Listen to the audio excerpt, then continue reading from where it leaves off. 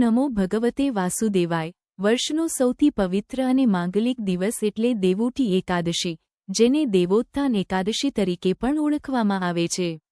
સતત 4 મહિના સુધી ભગવાન શ્રી હરિ વિષ્ણુ યોગ નિદ્રામાં વિરામ લે છે અને જ્યારે તેઓ જાગૃત થાય છે ત્યારે તેમના ભક્તોને દિવ્ય દર્શન આપે છે। આ શુભ અવસરે તુલસી માતા સાથે તેમનો ભવ્ય વિવાહ ઉત્સવ યોજાય છે। આ દિવસ ચતુર્માસની પૂર્ણાહુતિનો સંકેત છે અને ફરી એકવાર વિશ્વમાં તમામ શુભ અને માંગલિક કાર્યો, જેમ કે યજ્ઞ અને દાનની શરૂઆત થાય છે। કાર્તિક મહિનાના શુક્લ પક્ષમાં આવતી આ એકાદશીને પ્રબોધિની એકાદશી પણ કહેવાય છે। આ જ દિવસથી ભીષ્મ પંચકનો પણ આરંભ થાય છે। આ વર્ષે પણ આ પવિત્ર દેવોઠી એકાદશી નજીક આવી રહી છે, પણ આ વખતે આ વ્રતનું પાલન 2 અલગ અલગ દિવસોએ થવાનું છે। હવે સવાલ એ થાય છે કે આખરે સાચો દિવસ કયો છે? કઈ તારીખે દેવોઠની એકાદશીનું વ્રત કરવું શ્રેષ્ઠ ગણાશે? આ ગૂંચવણ પાછળનું ધાર્મિક રહસ્ય શું છે? એકાદશી ક્યારે શરૂ થાય છે અને તેનું પારણ વ્રત ખોલવું ક્યારે કરવું? જો બારસના દિવસે એકાદશીનું વ્રત કરીએ તો શું એકાદશીના દિવસે અન્ન લેવું યોગ્ય ગણાશે કે નહીં? અને જો અન્ન લઈએ તો તેનાથી કોઈ પાપ લાગશે કે નહીં? આ ઉપરાંત આ એકાદશીના બીજા જ દિવસે સોમપ્રદોષ વ્રત પણ આવી રહ્યું છે, તો પછી એકાદશીનું પારણ કેવી રીતે કરવું? તુલસી વિવાહ કયા દિવસે કરવો જોઈએ? આવા અનેક મહત્વપૂર્ણ સવાલોના જવાબો આજે આપણે આ ખાસ વિડીયોમાં વિગતવાર મેળવવાના છીએ। તેથી અંત સુધી અમારી સાથે જોડાયેલા રહેજો, કારણ કે જો તમે વચ્ચે જ વિડીયો છોડી દેશો તો આખી સમજૂતી ચૂકી જશે અને તમારી મૂંઝવણ જેમની તેમ રહી જશે। ઘણા દર્શકો વિડીયો અધૂરો જુએ છે અને પછી કોમેન્ટ્સમાં પ્રશ્નો પૂછે છે। તેથી મિત્રો, તમે આ વિડીયોને સંપૂર્ણ જોજો, જેથી તમને તમારા બધા જ પ્રશ્નોના ઉત્તર ચોક્કસ મળી જશે। અને તેમ છતાં જો તમને કંઈ ન સમજાય તો તમે કોમેન્ટમાં પ્રશ્ન પૂછી શકો છો। તો ચાલો હવે જાણીએ કે આ વર્ષે દેવોઠની એકાદશી ક્યારે છે? આ દિવસના શુભ મુહૂર્તો કયા છે? પારણનો સમય કયો રહેશે? અને જો બારસના દિવસે વ્રત કરીએ તો એકાદશીના દિવસે અન્ન લેવું યોગ્ય છે કે નહીં? આવા ઘણા બધા સવાલોના ઉત્તર આજે અમે તમને આ વિડીયોમાં આપીશું। આથી આજનો વિડીયો તમારા માટે ખૂબ જ મહત્વપૂર્ણ છે, તેથી વિડીયોને છેલ્લે સુધી જોજો। અને જો તમે ઈચ્છો છો કે ભગવાન વિષ્ણુ, માતા લક્ષ્મી અને તુલસી દેવીના આશીર્વાદ હંમેશા તમારા અને તમારા સંતાનો પર બની રહે, તો આ વિડીયોને એક લાઇક કરી લેજો અને કોમેન્ટમાં જય વિષ્ણુદેવ અથવા જય તુલસી માતા અવશ્ય લખી લેજો, જેથી તેમની કૃપા તમારા પર વરસતી રહે। તો ચાલો આજનો આ વિશેષ વિડીયો શરૂ કરીએ। જુઓ, કાર્તિક માસની શુક્લ પક્ષની દેવોઠી એકાદશીની તિથિ આ વર્ષે આવી રહી છે તારક ચિહ્ન 1 નવેમ્બર 2025 શનિવાર તારક ચિહ્નના દિવસે। પરંતુ એકાદશી વ્રતનું પાલન કરવામાં આવશે તારક ચિહ્ન 2 નવેમ્બર 2025 રવિવાર તારક ચિહ્નના રોજ। હવે સવાલ થાય છે કે આવું શા માટે? તો આ પાછળનું ધાર્મિક રહસ્ય હું તમને વિડીયોના આગળના ભાગમાં વિસ્તારથી સમજાવીશ, પરંતુ સૌ પ્રથમ ચાલો આ પવિત્ર ઉપવાસના શુભ મુહૂર્ત અને પારણાના સમયની ચર્ચા કરીએ। આ વર્ષે દેવોઠી એકાદશીનો ઉપવાસ નવેમ્બર 2, 2025 રવિવારના રોજ કરવામાં આવશે। આ પાવન કાર્તિક માસના શુક્લ પક્ષમાં આવતી અત્યંત મહત્વપૂર્ણ એકાદશી છે।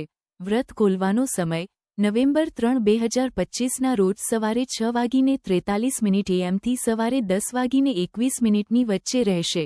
એકાદશી તિથિનો પ્રારંભ નવેમ્બર 1ના રોજ સવારે 9 AM થશે અને એકાદશી તિથિ સમાપ્ત થશે નવેમ્બર 2ના રોજ સવારે 7:31 AM। આ દિવસે બ્રહ્મ મુહૂર્તનો સમયગાળો સવારે 4:50 થી સવારે 5:42 ની વચ્ચે રહેશે। આ દિવસે સૂર્યનો ઉદય થશે સવારે 6:34 AM અને સૂર્ય આથમશે સાંજે 5:35 શ્રી વિષ્ણુની સવારની પૂજા અને જાગરણ સમય સવારે 5:16 થી સવારે 6:34 ની વચ્ચે રહેશે। સાંજના સમયે શ્રી હરિ વિષ્ણુની પૂજાનો સમય સાંજે 5:35 થી સાંજે 6:53 ની વચ્ચે રહેશે। આ દિવસે ત્રિપુષ્કર યોગ અને સર્વાર્થ સિદ્ધિ યોગનું નિર્માણ થઈ રહ્યું છે। ત્રિપુષ્કર યોગ સવારે 7:31 થી સાંજે 5 વાગ્યા સુધી રહેશે અને ત્યારબાદ સર્વાર્થ સિદ્ધિ યોગ સાંજે 5 વાગ્યાથી બીજા દિવસના સવારે 6:34 AM સુધી રહેશે. તો આ પ્રમાણે જો તમે જુઓ તો આ વર્ષની દેવઉઠી એકાદશીનો આખો દિવસ ખૂબ જ શુભ અને પવિત્ર માનવામાં આવે છે. આ દિવસે કોઈપણ શુભ કાર્યની શરૂઆત થઈ શકે છે, જેમ કે નવા મકાનમાં પ્રવેશ, નવું કામ શરૂ કરવું વગેરે માટે આ દિવસ ઉત્તમ સમય છે. આ વખતે અભિજીત મુહૂર્ત રહેશે સવારે 11:42 થી બપોરે 12:26 વચ્ચે અને રાહુકાળ રહેશે સાંજે બપોરે 4:12 થી સાંજે 5:35 સુધી. આ એકાદશીમાં ભદ્રાનો નિવાસ પણ છે, પરંતુ તે માત્ર સવારે 7:31 AM સુધી જ રહેશે. કેમ કે આ વખતે ભદ્રાનો વાસ પૃથ્વીલોક પર રહેશે, એટલે આ ચોક્કસ સમય કોઈપણ શુભ કાર્ય માટે અનુકૂળ નથી. તેથી આ સમયગાળા દરમિયાન કોઈપણ શુભ કાર્ય કરવાનું ટાળવું હિતાવહ છે. હવે એક પ્રશ્ન થાય કે જ્યારે આ એકાદશી તિથિ નવેમ્બર 1 શરૂ થઈ રહી છે, તો પછી આપણે તેનું વ્રત નવેમ્બર 2ના દિવસે શા માટે કરી રહ્યા છીએ? જો તમે ઈચ્છો છો કે ભગવાન વિષ્ણુ, માતા લક્ષ્મી અને તુલસી દેવીના આશીર્વાદ હંમેશા તમારા અને તમારા સંતાનો પર બની રહે, તો આ વિડીયોને એક લાઇક કરી લેજો અને કોમેન્ટમાં જય વિષ્ણુદેવ અથવા જય તુલસી માતા અવશ્ય લખી લેજો, જેથી તેમની કૃપા તમારા પર વરસતી રહે. તો જુઓ, આ સમયે આવતી એકાદશી ત્રિસ્પૃશા મહાદ્વાદશી છે. તેનો અર્થ એ છે કે એક એવી એકાદશી તિથિ જે બીજા દિવસની દ્વાદશીના સૂર્યોદય સુધી વિસ્તરે છે. અને માત્ર એટલું જ નહીં, પરંતુ બારસ દ્વાદશી તિથિ પણ ત્યારબાદ તેરસના સૂર્યોદય સુધી ચાલુ રહે છે. આવો સંયોગ એક વિશેષ નક્ષત્રમાં બને છે, અને આ વખતે તે શતભિષા નક્ષત્રમાં પડી રહ્યો છે, જે સાંજે 6:20 સુધી રહેશે. ત્યારબાદ પૂર્વ ભાદ્રપદ નક્ષત્ર શરૂ થશે. આ જ કારણને લીધે આ એકાદશીને ત્રિસ્પૃશા મહાદ્વાદશી કહેવામાં આવે છે. એક વર્ષમાં આવી કુલ 8 મહાદ્વાદશી તિથિઓ આવે છે, અને તેમાંની જ એક છે આ દેવઉઠની એકાદશી. તેથી ભલે દેવઉઠી એકાદશીનો પ્રારંભ નવેમ્બર 1ના રોજ થઈ રહ્યો હોય, પરંતુ જો આપણે એકાદશીનું સંપૂર્ણ અને સાચું ફળ મેળવવા ઈચ્છતા હોઈએ, તો તેના વ્રતનું પાલન નવેમ્બર 2, 2025ના દિવસે જ કરવું જોઈએ. શાસ્ત્રોમાં આવું વર્ણન મળે છે કે જ્યારે આ પ્રકારની ત્રિસ્પૃશા એકાદશી તિથિ આવે છે, ત્યારે તેનું પાલન મહાદ્વાદશીના દિવસે કરવું જોઈએ. એટલે કે એકાદશીના દિવસે નહીં, પરંતુ બીજા દિવસે બારસની તિથિ પર એકાદશી વ્રત રાખવું ઉત્તમ છે. પદ્મપુરાણ અને માર્કંડેય પુરાણમાં એવો ઉલ્લેખ છે કે જે વ્યક્તિ વર્ષ દરમિયાન આવતી આ 8 મહાદ્વાદશી તિથિઓનું પાલન નથી કરતો, તેને પ્રલયકાળ સુધી યમપુરીમાં વાસ કરવો પડે છે. શાસ્ત્રોમાં એવો ઉલ્લેખ છે કે જ્યારે પણ મહાદ્વાદશી તિથિ આવે, ત્યારે ભક્તોએ તેનું ખાસ સન્માન કરવું જોઈએ. આ મહાદ્વાદશીના દિવસે એકાદશીનું વ્રત કરવાથી એકાદશીનું ફળ આપોઆપ પ્રાપ્ત થાય છે. તેથી મનમાં કોઈપણ પ્રકારનો સંશય ન રાખો. ધ્યાન રાખો કે એકાદશીના દિવસે વ્રત ન રાખવું, પરંતુ તેના બીજા દિવસે એટલે કે તારક ચિહ્ન બારસ દ્વાદશી તારક ચિહ્નના દિવસે જ આ વ્રતનું પાલન કરવું જોઈએ. આ વર્ષે ભૂલથી પણ 1 નવેમ્બરે એકાદશીનું વ્રત કરવાનો પ્રયત્ન ન કરવો. જો તમે ખરેખર પુણ્ય પ્રદાન કરનાર દેવઉઠી એકાદશીનું યોગ્ય ફળ મેળવવા માંગતા હો, તો આ વર્ષે દેવઉઠી એકાદશીનું વ્રત 2 નવેમ્બર 2025 રવિવારના દિવસે જ કરવું જરૂરી છે. દ્વાદશીના દિવસે એકાદશી વ્રત નિયમોનું પાલન. હવે આપણે જાણીએ કે જો આપણે એકાદશી વ્રતનું પાલન તારક ચિહ્ન બારસ દ્વાદશી તારક ચિહ્નના દિવસે કરીએ, તો એકાદશી તિથિના નિયમો શું રહેશે? શું એ દિવસે અન્ન લઈ શકાય? કોઈ પાપ કે દોષ તો નહીં લાગે ને? જુઓ, આપણા પવિત્ર ગ્રંથોમાં વર્ણન છે કે જ્યારે પણ મહાદ્વાદશી તિથિ આવે છે, ત્યારે એકાદશીનું વ્રત આપણે મહાદ્વાદશીના દિવસે રાખીએ છીએ, એટલે કે બીજા દિવસે. એવામાં એકાદશીના દિવસે તમારે એ જ બધા નિયમોનું પાલન કરવું જોઈએ જે તમે દશમીના દિવસે કરતા હતા. એકાદશીના દિવસે તમે અન્ન લઈ શકો છો, ચોખા, દાળ, ઘઉં વગેરેમાંથી બનેલું ભોજન પણ લઈ શકો છો. પરંતુ પ્રયત્ન કરો કે એકાદશીના દિવસે સાંજ પછી કોઈ ભારે અન્નયુક્ત ભોજન ન લો. જો લેવું હોય તો સાંજ પહેલાં જ તમારું ભોજન પૂર્ણ કરી લો. ત્યારબાદ દશમીના જે નિયમો હતા તેનું જ યથારૂપ એકાદશીના દિવસે પાલન કરો. બીજા દિવસે બારસ, દ્વાદશી. તમે એકાદશીના તમામ નિયમોનું પાલન કરો.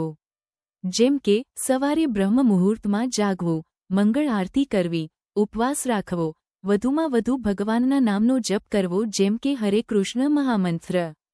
એકાદશીની પવિત્ર કથા જરૂર સાંભળવી. આ બધા કાર્યો તમે મહાદ્વાદશીના દિવસે કરો. ત્યારબાદ ત્રીજા દિવસે એટલે કે તેરસ ત્રયોદશીની તિથિમાં નિર્ધારિત સમયે આ એકાદશી વ્રતનું પારણ કરવું જોઈએ. આ રીતે તમે આ વખતે આવતી દેવઉઠી મહાદ્વાદશીનું પાલન કરી શકો છો અને તમને કોઈપણ પ્રકારનો ભય કે ચિંતા રાખવાની જરૂર નથી. એકાદશીના દિવસે તમે પાણી લઈ શકો છો, અન્ન લઈ શકો છો અને તમારું દૈનિક જીવન જેમ ચાલે છે તેમ ચાલુ રાખી શકો છો, કારણ કે તમે એકાદશીનું વ્રત એકાદશીના દિવસે નહીં પણ બારસના દિવસે રાખવાના છો. તુલસી વિવાહ. યોગ્ય સમય કયો? જો તમે ઈચ્છો છો કે ભગવાન વિષ્ણુ, માતા લક્ષ્મી અને તુલસી દેવીના આશીર્વાદ હંમેશા તમારા અને તમારા સંતાનો પર બની રહે, તો આ વિડીયોને એક લાઇક કરી લેજો અને કોમેન્ટમાં જય વિષ્ણુદેવ અથવા જય તુલસી માતા અવશ્ય લખી લેજો, જેથી તેમની કૃપા તમારા પર વરસતી રહે. આ વખતે આવતી એકાદશીના બીજા દિવસે સોમપ્રદોષ વ્રત પણ આવી રહ્યું છે. હવે જુઓ, દેવઉઠી એકાદશીના બીજા દિવસે તુલસી વિવાહ પણ આરંભ થઈ જાય છે. પરંતુ આ વખતે આપણે એકાદશીનું પાલન દ્વાદશી બારસ પર કરી રહ્યા છીએ, તો પછી તુલસી વિવાહ કયા દિવસે કરવો જોઈએ? આ એક મહત્વનો પ્રશ્ન આ વર્ષે ઊભો થઈ રહ્યો છે.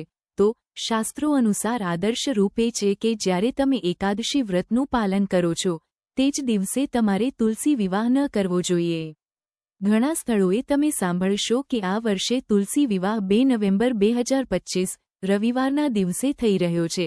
પરંતુ જો તમે મહાદ્વાદશી એકાદશી વ્રતનું પાલન કરી રહ્યા હો અને 2 નવેમ્બરે તમે એકાદશીનું વ્રત કર્યું હોય, તો આદર્શ તિથિ એ છે કે તમે તુલસી વિવાહ બીજા દિવસે કરો. શુભ તિથિઓ: 3 નવેમ્બરે કરો, 4 નવેમ્બરે કરી શકો છો અથવા 5 નવેમ્બર 2025ના રોજ પણ કરી શકો છો, કારણ કે તુલસી વિવાહનો સમય એકાદશીથી લઈને પૂર્ણિમા સુધીના કોઈપણ દિવસે કરી શકાય છે. તો આ વખતે તુલસી વિવાહ માટે આપણને 3 દિવસ ઉપલબ્ધ થઈ રહ્યા છે: 3 નવેમ્બર, 4 નવેમ્બર અને 5 નવેમ્બર. આ 3 દિવસમાંથી કોઈપણ દિવસે તમે તમારી અનુકૂળતા મુજબ તુલસી વિવાહ કરી શકો છો. તો મિત્રો, આ હતી આવનારી દેવઉઠી એકાદશી વિશેની સંપૂર્ણ માહિતી. અમને આશા છે કે તમને આ જાણકારી ઉપયોગી લાગી હશે. હજુ પણ ઘણા લોકોને આ બાબતની સાચી માહિતી નથી, તેથી આ ખાસ વિડિયો વધુમાં વધુ લોકો સુધી શેર કરો અને તેમને મોકલો, જેથી તેઓ પણ આ સત્ય માહિતી જાણી શકે. નહીં તો ઘણા લોકો આ વખતે દેવઉઠી એકાદશી અને તુલસી વિવાહને લઈને ગેરસમજમાં રહેવાના છે. તેથી આ પુણ્યનું કાર્ય કરો અને આ વિડીયોને વધુમાં વધુ લોકો સુધી પહોંચાડો. જો તમે આ દેવઉઠી એકાદશીની પૌરાણિક કથા સાંભળવા માટે સૌપ્રથમવાર આ ચેનલ પર આવ્યા છો, તો આ ચેનલને જરૂરથી સબસ્ક્રાઇબ કરી લો અને નોટિફિકેશન ઓન રાખો. કારણ કે આ ચેનલ ઉપર અમે તમારા માટે લાવીએ છીએ માત્ર અને માત્ર વૈદિક શાસ્ત્રોમાંથી લેવાયેલી પ્રમાણભૂત વ્રતની માહિતી અને પૌરાણિક કથાઓ, કોઈપણ પ્રકારની ભેળસેળ વગર. આ જ પ્રાર્થના સાથે ફરી મળીએ એક નવા વ્રત, પર્વ અને પૌરાણિક કથા સાથે. ત્યાં સુધી આભાર.